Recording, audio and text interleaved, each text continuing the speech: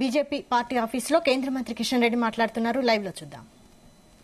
Party ఫిరాయింపులకు ప్రోత్సహించి కనీసమైనటువంటి నైతిక బాధ్యత వహించకుండా, రాజీనామాలు చేయకుండా పార్టీలో చేర్చుకొని మంత్రి పదవులు ఇచ్చినటువంటి పరిస్థితి ఈ రెండు పార్టీల యొక్క పాలనలో మనం చూశాం.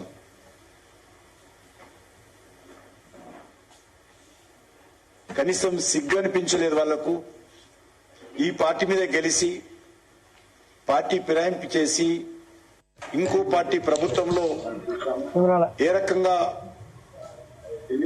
మంత్రి పదవులు వెలగబెట్టారో మన తెలంగాణ రాష్ట్రంలో స్పష్టంగా మనం చూశాం. ఈరోజు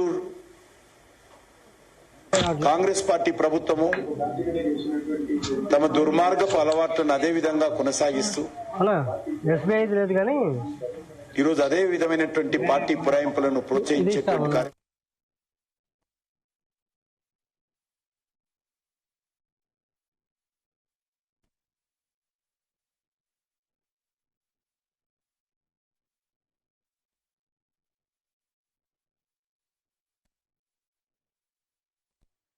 ఫోన్ ట్యాపింగ్ వ్యవహారం పైన జరుగుతున్నటువంటి విచారణలో అనేక భయంకరమైనటువంటి అంశాలు ఈరోజు పత్రికల్లో వస్తా ఉన్నాయి. ఇది చాలా తీవ్రమైనటువంటి అంశం. ఇది అధికారాన్ని అడ్డం పెట్టుకుని పూర్తిగా బీఆర్ఎస్ ప్రభుత్వము, కేసీఆర్ కుటుంబము ఏ రకంగా బరి తెగించి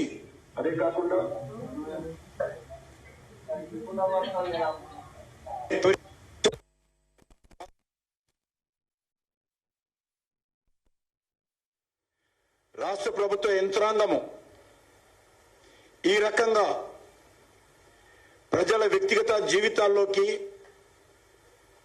ఉద్దేశపూర్వకంగా స్వార్థంగా జొరబడి వాళ్ళ హక్కులకు భంగం కలిగించే విధంగా కేసీఆర్ ప్రభుత్వం వ్యవహరించింది.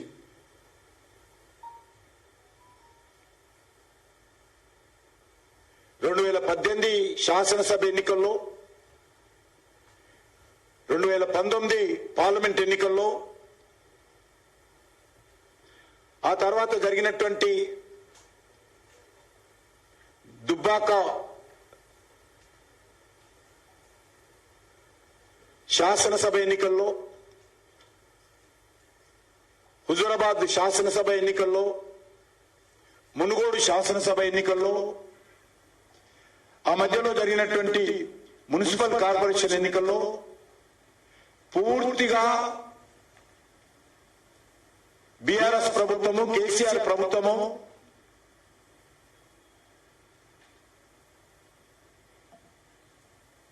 ఎలక్షన్ కమిషన్ నియమావళికి విరుద్ధంగా, ఎలక్షన్ కమిషన్ యొక్క ఆదేశాలను ఉల్లంఘిస్తూ, వైలేట్ చేస్తూ ఆ రోజు బీఆర్ఎస్ ప్రభుత్వం వివరించింది. ముఖ్యంగా ప్రతిపక్ష పార్టీలకు సంబంధించినటువంటి ఫోన్లను ఇష్టారాజ్యంగా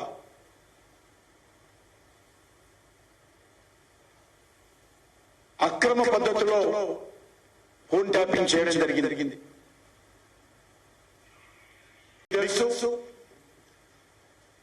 2020 అక్టోబర్ లో జరిగినటువంటి దుబ్బాక ఉప ఎన్నికల్లో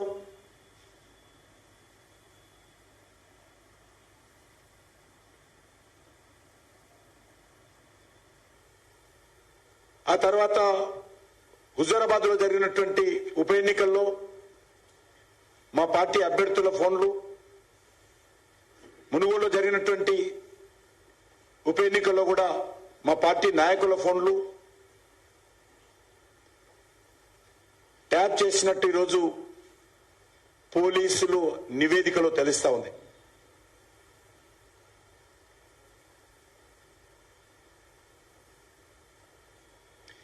అంతేకాకుండా పెద్ద పెద్ద పారిశ్రామికవేత్తల ఫోన్లు, అనేక రకాల వ్యాపారస్తుల ఫోన్లు, సమాజంలో ప్రముఖ వ్యక్తుల ఫోన్లు, రాజకీయాలకు సంబంధం లేకున్నా కూడా ఈ యొక్క ఫోన్లను ట్యాప్ చేయడం జరిగింది. నేను ఈరోజు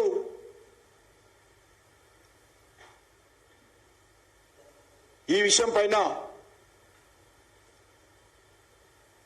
ఆనాటి ముఖ్యమంత్రిని ప్రశ్నిస్తా ఉన్నాను. దీనికి కారణం ఎవరని అడుగుతా ఉన్నాను.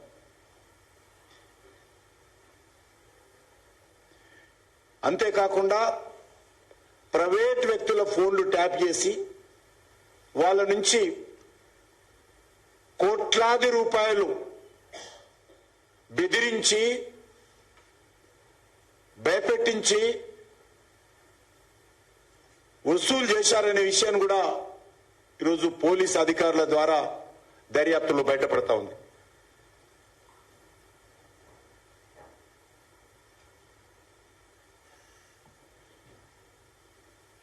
కొన్ని ఆనాటి ప్రభుత్వ పరంగా కూడా బెదిరించి ఫోన్ ట్యాపింగ్ల ద్వారా టిఆర్ఎస్ పార్టీ పెద్ద ఎత్తున డబ్బులు వసూలు చేసినట్టు కూడా తెలుస్తా ఉంది. ఇందులో వస్తున్నటువంటి వార్తల ప్రకారము ఆనాటి ముఖ్యమంత్రి కేసీఆర్, వారి కుటుంబ సభ్యుల యొక్క ప్రమేయం, ప్రత్యక్ష ప్రమేయం ఉందన్న విషయం కూడా ఈరోజు బయటపడతా ఉంది.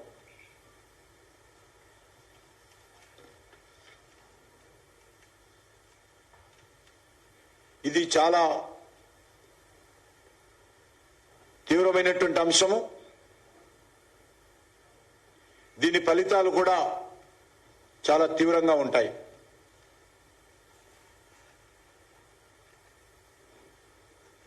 దేశ భద్రతకు, దేశ సమగ్రతకు భంగం వాటిల్లే అంశంతో ముడిపడి ఉన్నప్పుడే, అది కూడా హోంశాఖ కార్యదర్శి, హోం సెక్రటరీ యొక్క కార్యదర్శి యొక్క అనుమతి ఉన్నప్పుడే, లిఖితపూర్వకమైనటువంటి అనుమతి తీసుకొని మాత్రమే ఫోన్ ట్యాపింగ్ చేయాలి. ఎవరైతే ఫోన్ ట్యాపింగ్ చేయాలనుకుంటున్నామో ఆ వ్యక్తికి సంబంధించినటువంటి పూర్వపరాలన్నీ కూడా హోం సెక్రటరీకి పంపించి, ఈ రకమైనటువంటి నేషనల్ ఇంటిగ్రేషన్ సంబంధించి,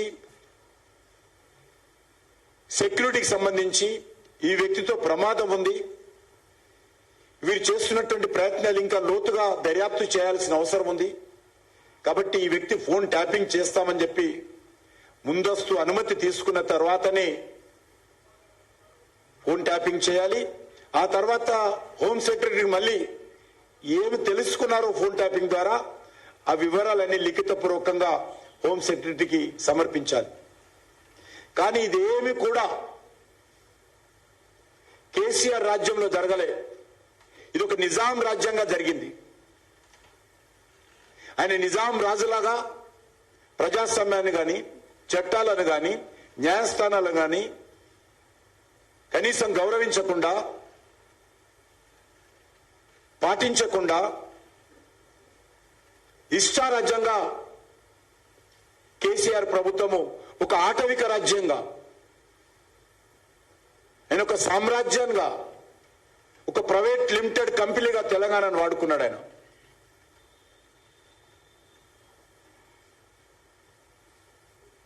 ఇది పూర్తిగా ప్రజాస్వామ్య విలువలకు సంపూర్ణంగా విఘాతం కలిగించే విధంగా వ్యవహరించాడు. ఇది ప్రభుత్వమే గుట్టు చప్పుడు కాకుండా చేస్తున్నటువంటి దోపిడీకి నిదర్శనమని మనవి చేస్తా ఉన్నాను.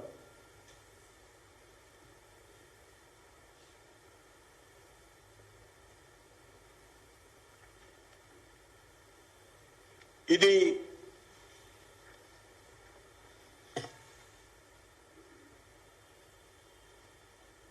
దేశ సమగ్రతకు మాత్రమే భంగం కలిగించేటువంటి వ్యక్తుల ఫోన్లు ట్యాపింగ్ చేయాల్సినటువంటి ప్రభుత్వము ఈ ట్యాపింగ్ చేయడం ద్వారా ఈ ప్రభుత్వమే దేశ సమగ్రతకు దెబ్బతీసే విధంగా వివరించింది.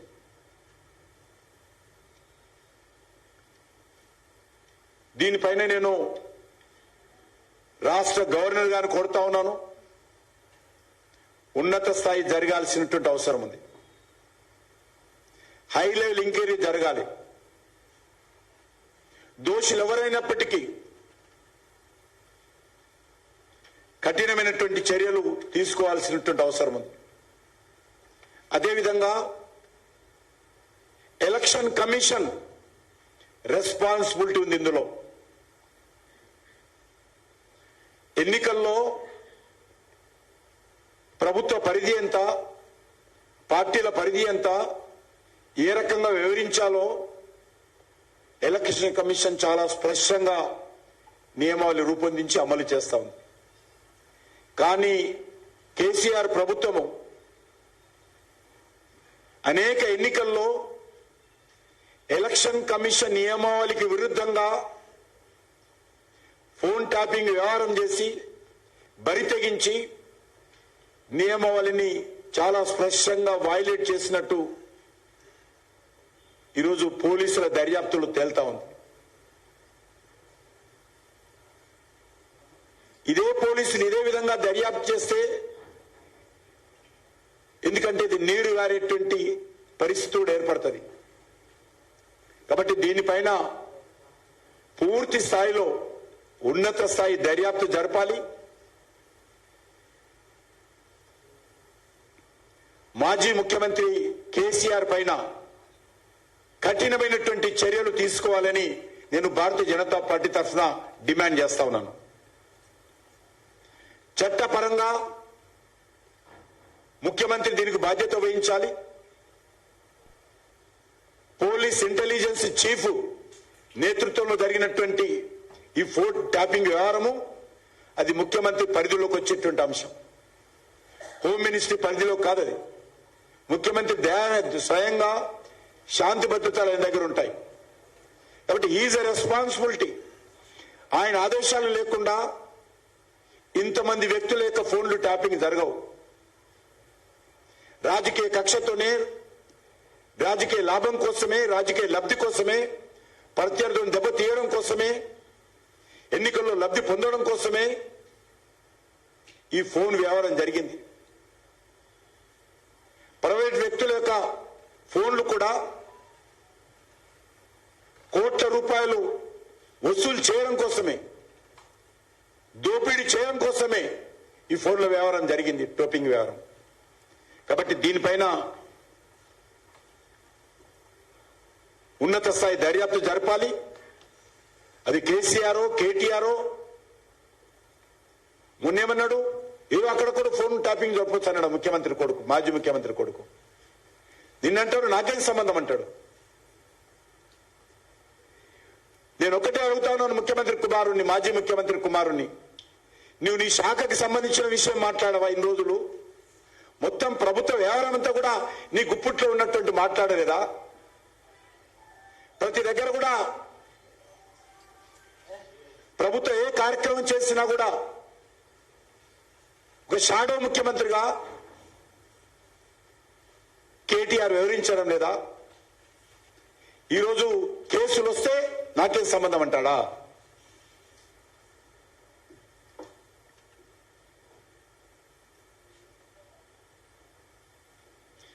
అధికారంలో ఉన్నటువంటి ప్రభుత్వము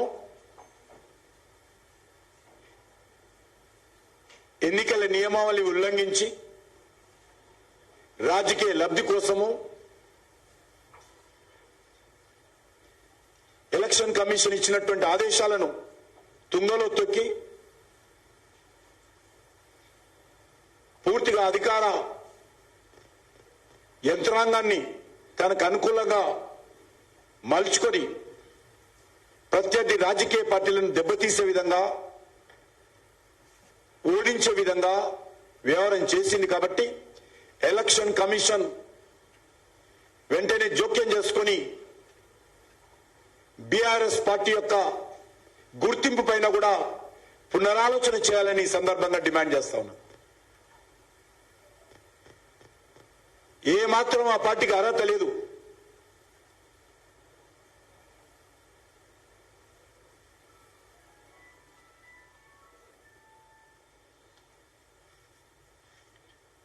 దీనిపైన సమగ్రంగా చర్యలు తీసుకోవాలి. అవసరమైతే భారతీయ జనతా పార్టీ తెలంగాణ శాఖ ద్వారా మేము ఫిర్యాదు చేయడానికి కూడా ఆలోచన చేస్తా ఉన్నాం.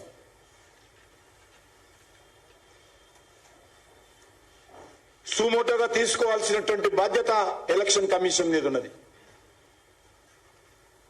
సుమోటోగా తీసుకొని కఠినంగా వివరించాల్సినటువంటి బాధ్యత ఎలక్షన్ కమిషన్ మీద ఉన్నది. కాబట్టి నేను కేంద్ర ఎలక్షన్ కమిషన్ కోరుతా ఉన్నాను,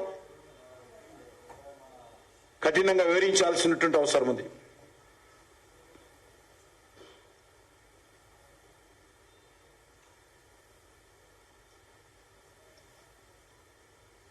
అది రెండవ అంశము.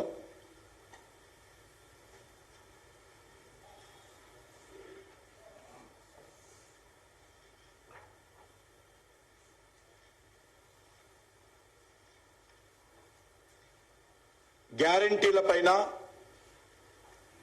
తెలంగాణ రైతు ప్రశ్నిస్తా ఉన్నాడు. ఇచ్చినటువంటి 6 గ్యారంటీలలో వ్యవసాయ రంగానికి సంబంధించి అనేక అంశాలు కూడా ప్రకటించారు.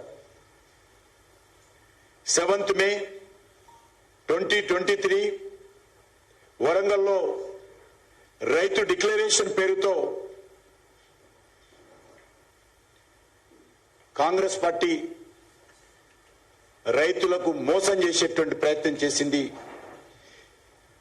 ఎన్నికల్లో గారడీలు చేసి రైతులను మభ్యపెట్టి అధికారంలోకి వచ్చింది. 100 రోజుల్లో గ్యారెంటీలు అమలు చేస్తామని చెప్పారు.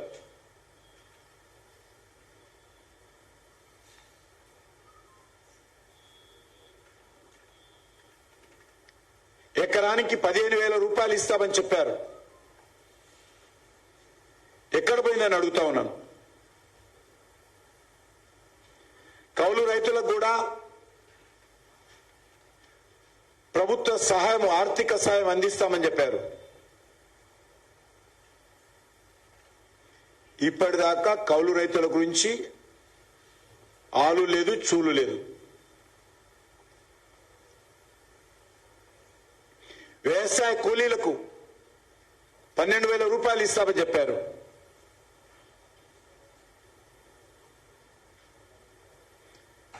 ఇంకా రేవంత్ రెడ్డి ప్రభుత్వానికి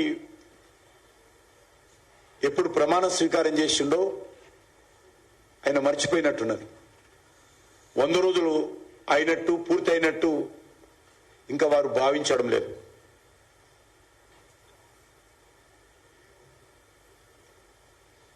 వరి పంటకు